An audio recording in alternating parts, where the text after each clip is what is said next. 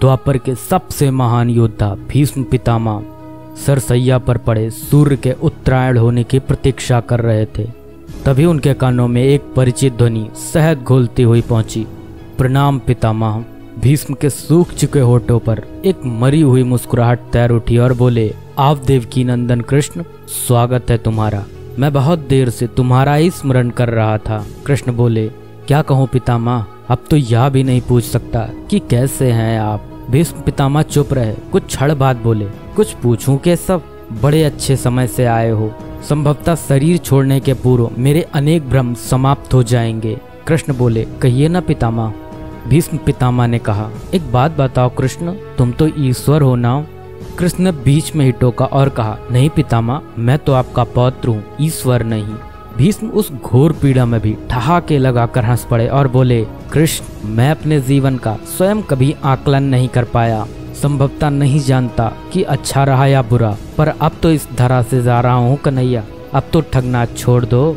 कृष्ण भीष्म पितामह के थोड़ा करीब आए और उनका हाथ पकड़कर बोले, कहिए पितामह, क्या पूछना चाहते हैं आप। भीष्म पितामह बोले, एक बात बताओ कन्हैया, इस युद्ध में जो हुआ वो ठीक था क्या। कृष्ण ने कहा, किसकी ओर से पितामह, पांडवों की ओर से या कौरवों की ओर से।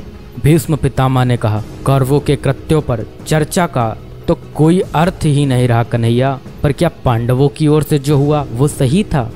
आचार्य द्रोण का वध, दुर्योधन की जंघा के नीचे प्रहार, दुशासन की छाती का चीरा जाना, जयद्रथ के साथ हुआ छल, निहत्थे कर्ण का वध, यह सब उचित था क्या।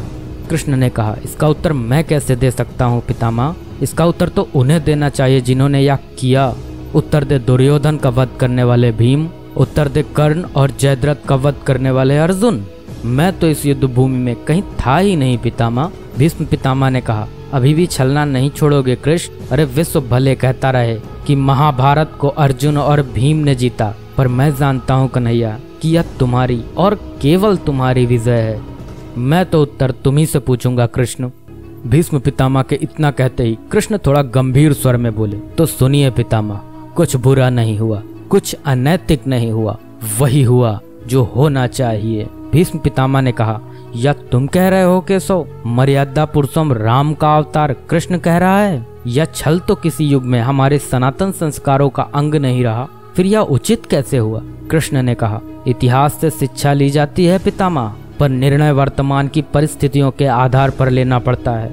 हर युग अपने तर्कों पर, अपनी आवश्यकता के आधार पर अपना नायक चुनता है। राम त्रेता युग के नायक थे, मेरे भाग में द्वापर आया था। हम दोनों का निर्णय एक सा नहीं हो सकता पितामह। भीष्म पितामह ने कहा, मैं कुछ समझ नहीं पाया कृष्ण। कृष्ण ने कहा, पितामह, राम और कृष्ण की परिस्थितियों में बहुत अंतर है। राम के युग में खलनायक भी रावण जैसा शिवभक्त होता था, तब रावण जैसी नकारात्मक शक्ति के परिवार में भी विभीषण जैसे संत हुआ करते थे। तब बाली जैसे खलनायक के परिवार में भी तारा जैसी विदुषी स्त्रियां और अंगद जैसे सज्जन पुत्र होते थे।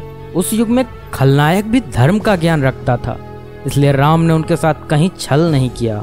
किंतु मेरे युग के भाग में कंस, जरासंध, दुर्योधन, दुशासन, शकुनी, जयद्रथ जैसे घोर पापी आए हैं। उनकी समाप्ति के लिए हर छल उचित है पितामह। पाप का अंत आवश्यक है पितामह, वह चाहे जिस विधि से हो। भीष्म पितामह ने पुनः प्रश्न किया, तो क्या तुम्हारे इन निर्णयों से गलत परंपराएं नहीं प्रारंभ होंगी केशव। क्या भविष्य तुम्हारे इन छलों का अनुसरण नहीं करेगा, और यदि करेगा तो क्या यह उचित होगा। कृष्ण ने कहा, भविष्य तो इससे भी अधिक नकारात्मक आ रहा है पितामह। कलयुग में तो इतने से भी काम नहीं चलेगा, वहाँ मनुष्य को कृष्ण से भी अधिक कठोर होना होगा, नहीं तो धर्म समाप्त हो जाएगा। जब क्रूर और अनैतिक शक्तियाँ सत्य एवं धर्म का समूल नाश करने के लिए आक्रमण कर रही हों, तो नैतिकता अर्थहीन हो जाती है पितामह। तब महत्वपूर्ण होती है विजय, केवल विजय। भविष्य को यह सीखना ही होगा पितामह। भीष्म पितामह ने पूछा, क्या धर्म का भी नाश हो सकता है केशव, और यदि धर्म का नाश होना ही है तो क्या मनुष्य इसे रोक सकता है। कृष्ण ने कहा, सब कुछ ईश्वर के भरोसे छोड़कर बैठना मूर्खता होती है पितामह। ईश्वर स्वयं कुछ नहीं करता, केवल मार्गदर्शन करता है। सब मनुष्य को ही स्वयं करना पड़ता है। आप मुझे भी ईश्वर कहते हैं ना, तो बताइए ना पितामह, मैंने स्वयं इस युद्ध में कुछ किया क्या। सब पांडवों को ही करना पड़ा ना, यही प्रकृति का संविधान है। युद्ध के प्रथम दिन यही तो कहा था मैंने अर्जुन से यही परम सत्य है। कृष्ण की बातों को सुनकर भीष्म पितामह संतुष्ट लग रहे थे। उनकी आंखें धीरे धीरे बंद होने लगी। उन्होंने कहा, चलो कृष्ण, यह इस पृथ्वी पर अंतिम रात्रि है, कल संभवतः चले जाना होगा। अपने इस अभागे भक्त पर कृपा करना कृष्ण। कृष्ण ने मन में ही कुछ कहा और भीष्म को प्रणाम कर लौट चले। पर युद्ध भूमि के उस डरावने अंधकार में भविष्य को जीवन का सबसे बड़ा सूत्र मिल चुका था। जब अनैतिक और क्रूर शक्तियां सत्य और धर्म का विनाश करने के लिए आक्रमण कर रही हों, तो नैतिकता का पाठ आत्मघाती होता है। ईश्वर कुछ भी नहीं करते, ईश्वर सिर्फ राह दिखाते हैं। सब कुछ हमें ही करना पड़ता है और ईश्वर के भरोसे हाथ पर हाथ रख के बैठे रहना मूर्खता होती है।